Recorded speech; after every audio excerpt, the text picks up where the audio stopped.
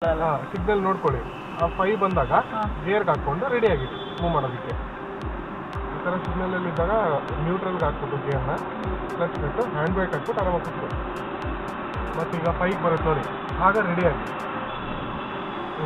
Ready break ಮೇಲೆ ಕಲಿಸ್ತೀವಿ.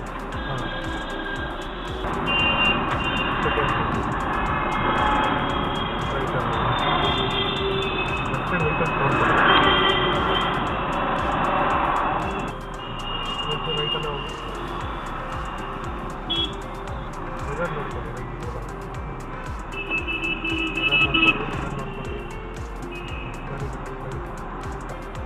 ನೀವು left right ಹೋದಾಗ ಮಿರರ್ ನೋಡ್ತಾ ಇಲ್ಲ, ಅದೊಂದು ಮೇಜರ್.